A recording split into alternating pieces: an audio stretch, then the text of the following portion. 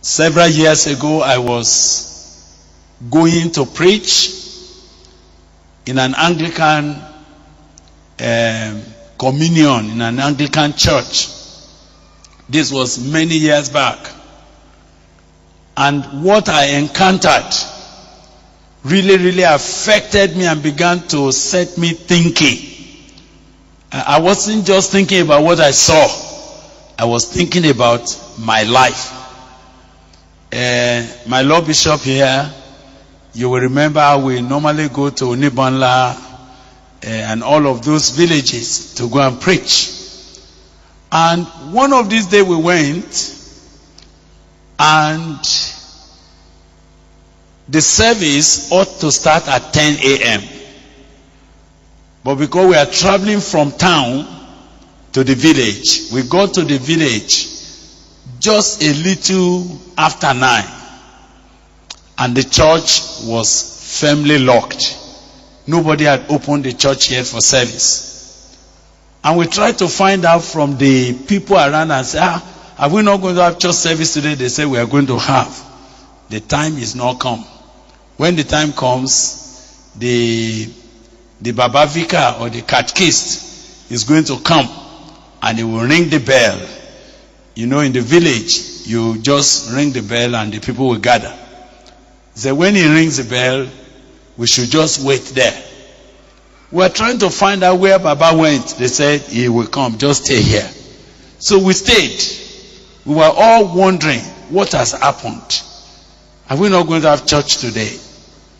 So where we stood, we saw from afar, we saw one man coming. We were wondering whether that would be the church leader who is going to lead us in church service that morning. He was coming. Apparently he was carrying a keg of palm wine on his back. He had gone to tap palm wine on the tree and he was coming back. And of course he was drunk. Baba was dead drunk in the morning. But as he was coming, once he noticed that we were waiting, he speeded up his steps to come. And as he rushed at us, we also rushed to greet him.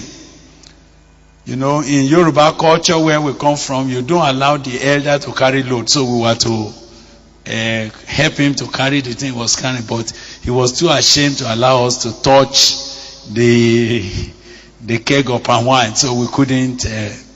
But Baba was drunk. He said we should just give him 5 minutes. He will be here. In 5 minutes, he has rung the bell. In 5 minutes, he has changed. He has put on the cassock and is well dressed for the service. Still drunk.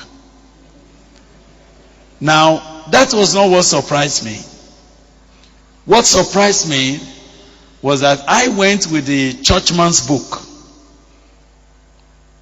We had the churchman's book, the order of service. It was a liturgical service.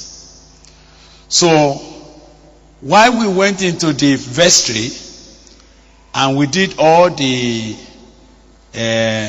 procession so that we could march into the altar, and the cross was carried and we all were marching in. Now, everything went well. I was surprised that I was following the book.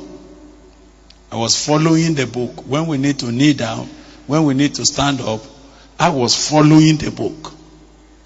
But Baba Catechist, he led the service, even though drunk, and he did not miss one word. The service was perfect. There was no mistake. Where we need to kneel down before our Maker, he led us directly. When we need to read the psalm was quoted directly. And while we were reading the Bible and reading the book, he was conducting off head, and Baba never missed anything. And when the service finished, he said, how was it? He said, it was very fine. Did I miss anything? He said, no. He missed nothing. Everything went well, but was drunk. So a drunkard could lead service, and all proceedings will be correct. The only thing that was absent was God. Everything could be present, but God.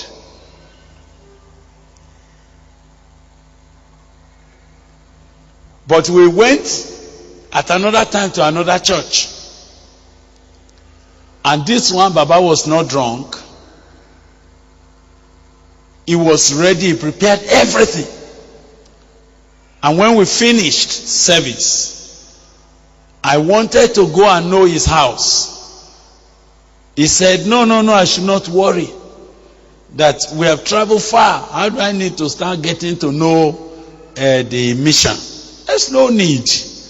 We should just go. Somehow we were talking with some of the people in the church who made responses after the message. So they delayed us. Baba already left. But we felt it was not good for us to have come, not going to greet him in his house. Oh, I didn't know that that's why he did not want us to come. When we got someone to lead us. I said, take us to Baba Vika's house. By the time he took us in, come and see what I discovered.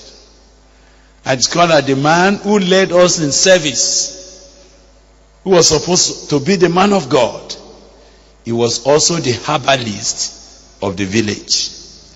And the people have come to him to consult. And he has carried the oracle, the Ifa oracle. And he was throwing the opele on the ground to discern what is the problem of the people. And you know what challenged me was that because my own father, who was never a Christian, who refused to go to church because of the disappointment of many pastors, he was a herbalist. And pastors used to come to him for power. So as I sat there and I was listening to what Baba Vika was doing with the people, there was no difference between him and my father. All the incantations that I was familiar with, he was recanting them. He did everything just as if I was back in my home. And so when I showed my face, I said, Baba, he said, why did you come here?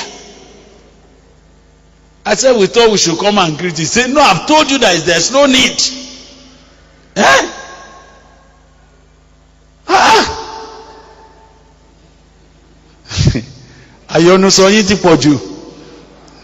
You look into many things. We say, no. He said, He said, and it's not everything your eyes see that your mouth should talk about. Because he thought we were going to report him to the bishop. Of course, I went back to the bishop.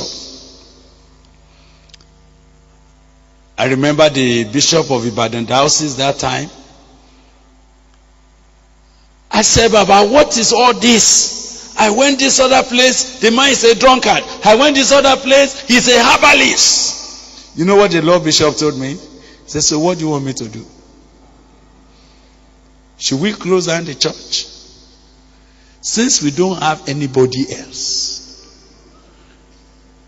Some of you that you know the truth, you are not joining the ministry. Those are the ones I have. I went back with my hand broken. The challenge I had is that it is possible to be in the ministry and you do not know the God whose work you are doing. It is possible to be doing the work of God for God and yet be a stranger to that God.